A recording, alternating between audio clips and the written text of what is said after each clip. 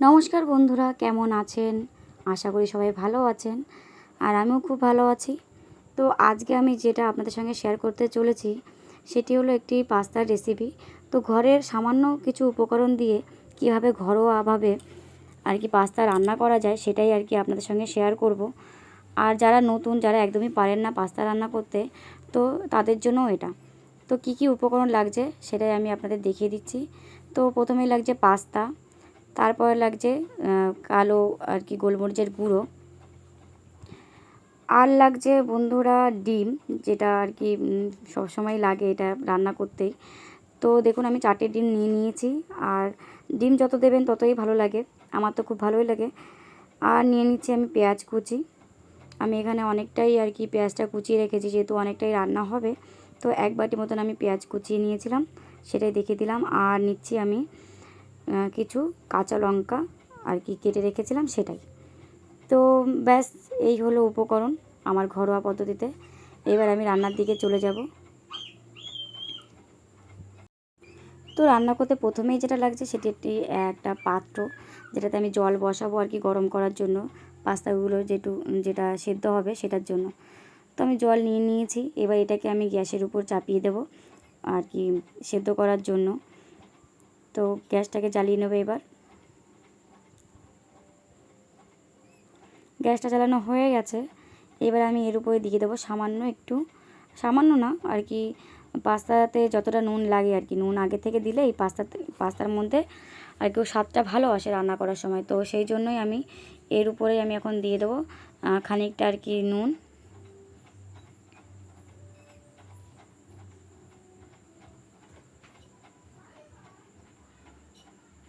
দেখুন নুনটা দিয়ে দিচ্ছি, আর দিয়ে দেবো এতে সামান্য একটু তেলটা দিলে কি হয় বন্ধুরা, তেলটা দিলে একটা আর একটার উপরে লাগে না। পাস্তা করার সময় যেটা অনেকেরই আপনারা দেখেন, পাস্তা বা চাউমিন যেটাই আপনারা করুন না কেন, জলের উপরে সামান্য একটু তেল দিয়ে দেবেন, দেখবেন একদম ঝরঝরে হয়ে গেছে। তো আমি এই উপকরণগুলো দিয়ে জলটা ফুটতে দিয়েছিলাম। তো জলটা ফোটানো হয়ে গেছে, দেখুন কেমন ফুটছে। এবার আমি দিয়ে দেবো সেই পাস্তাগুলো আমি আগে থেকে কোনো কৌটোতে রাখিনি, যেহেতু এখানে দিতেই হবে। তো এখানে দেওয়ার পরে আমি কৌটো করে রেখে দেবো।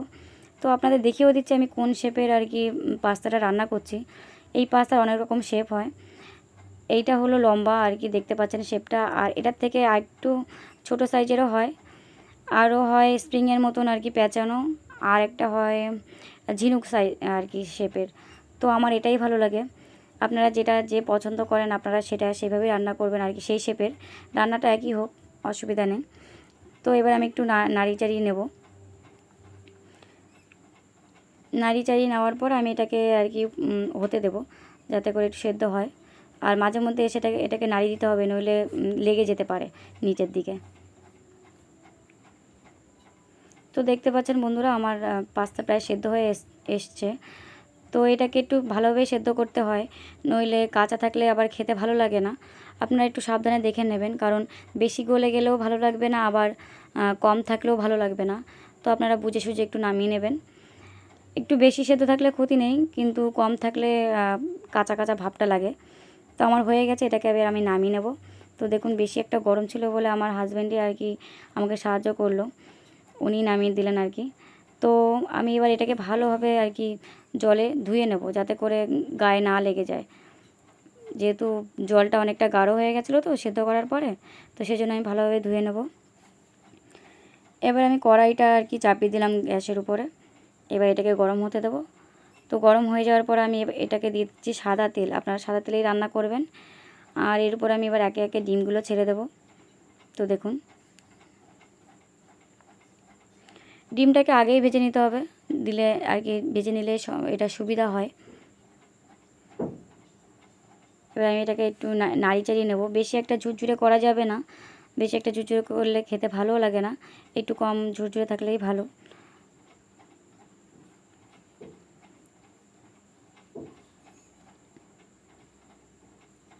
এবার আমি এরপরে দিয়ে দিলাম একটু নুন, সামান্য নুন এটা টেস্টের জন্যই। আর দিয়ে দেবো সেই যে গোলমরিচের গুঁড়োটা, সেটা। এটাতে করে কি হয়, খেতেও সুন্দর লাগে, আর এর একটা যে স্মেলটা আছে না, এটাতেও খুব সুন্দর লাগে আর কি, আমার তো খুব ভালোই লাগে। তো আর বেশিক্ষণ ভাজবো না বন্ধুরা, বেশি ভাজলে আর কি ভালো লাগবে না, একটু কম কম ভাজাই থাকা ভালো। তো এবার এটাকে আমি নামিয়ে নেব।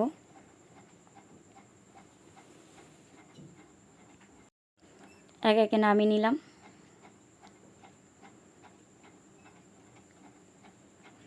পুরোটা নামানো হয়ে যাওয়ার পরে বন্ধুরা এবার সেই কড়াইটাতেই আমি আবারও তেল দিয়ে দেব, সাদা তেল। আর সাদা তেলের উপরে ছেড়ে দেবো আমি পেঁয়াজ কুচি। এটাকে এবার ভালোভাবে নেড়ে চেড়ে নেব। নেওয়ার পরে এর উপরে দিয়ে দেবো সামান্য একটু নুন, যাতে করে এটা ভালোভাবে আর কি সেদ্ধ হয়। তো সেই জন্য সামান্য একটু নুন আমি ছড়িয়ে দেবো। আর বেশি একটা ভাজবো না বন্ধুরা, কারণ ভালো লাগবে না বেশি ভাজা হলে। তো দেখুন এটার কালার চেঞ্জ হয়ে গেছে, বেশি একটা আমি আর ভাজবো না, আপনাদের দেখিয়েও দিচ্ছি। তো এর উপরে এবার আমি সেই আগে থেকে সেদ্ধ করার যে পাস্তাটা রেখেছিলাম সেটাই ছেড়ে দেব। আর দেখুন কেমন ঝরঝরে হয়েছে। তো এগুলো ছেড়ে দিলাম আমি। এবার ভালোভাবে আর কি নেড়ে চেড়ে নেব, যাতে করে পেঁয়াজটা আর পাস্তাটা একসঙ্গে মিশে যায়। এর উপর আমি এবার দিয়ে দেব নুন। এবার যে রান্নার যেটা নুন যতটা লাগবে আর কি, সব কিছুতেই তো আলাদা আলাদা করে নুন দেওয়া আছে, তো আপনারা পরিমাণ মতন বুঝে টুঝে দেবেন। আর বেশ খানিকটা আর কি গোলমরিচের গুঁড়ো দিয়ে দেবো, যেহেতু আমরা খুব ঝাল খাই, তো আমরা অনেকটাই দিয়ে দিলাম আর কি আমি। আপনারা আপনাদের পরিমাণ মতন আর কি স্বাদ মতন আপনারা দিয়ে নেবেন। আর ভালোভাবে নেড়ে চেড়ে নেওয়ার পরে এবার আমি সেই আগে থেকে যে ভেজে রাখা যে চিনিটা আর কি, চিনি দিলে আবার খুব ভালো হয় স্বাদটা, দেখবেন যারা রান্না করেন চিনি দিলে দেখবেন স্বাদটা একটু চেঞ্জ হয়ে যায়। চিনিতে একটু সামান্য মিষ্টি মিষ্টি ভাব আসে। আর যে নুন ঝাল এগুলোর যেটা হয়, যেটা কিছুটা কম থাকলে নুন আর কি চিনির সাহায্যে সেটা আর কি ভালোও হয়ে যায়, আর কালারটাও সুন্দর আসে। তো এরই মধ্যে দিয়ে দিলাম আমি সেই আগে থেকে ভেজে রাখা যে ডিমের কুচিগুলো ছিল আর কি ঝুরঝুরে করা, তো সেইগুলোই দিয়ে দিলাম। এবার সবটা আর কি একসঙ্গে আমি ভালোভাবে মিশিয়ে টিশিয়ে ভালোভাবে নেড়ে চেড়ে নেব। আর আরেকটা কথা, যারা আর কি ওয়েট লস করতে চাইছেন তারা এইভাবেই ঘরোয়া পদ্ধতিতে রান্না করে খাবেন। ঘরোয়া ফাস্টফুড যেটা আছে আর কি, এই পাস্তা চাউমিন তাতে করে আপনাদেরই ভালো, বাইরের খাবার যতটা অ্যাভয়েড করা যায়। আর এরপরে আমি লাস্টে দিয়ে দিলাম কাঁচা লঙ্কা আর কি, কাঁচা লঙ্কা কুচি দেওয়ার পরে আমি এটাকে একটু সামান্য ভাজবো, বেশি একটা ভাজবো না। কাঁচা লঙ্কাটা লাস্টের দিকে এই জন্যই দেওয়া, বেশি ভাজা হলে ভালো লাগে না, তো এতে করে স্বাদটাও ভালো থাকে যাতে করে লাস্টে দিলে। তো আমি আর বেশিক্ষণ রাখবো না বন্ধুরা, আমি এবার নামিয়ে নিচ্ছি। এরকমই ভাজা ভাজা হবে।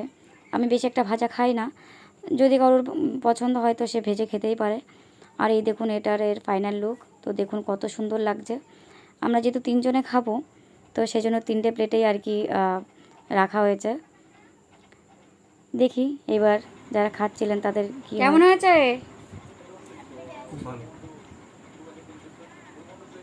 ভালো করে দেখাও।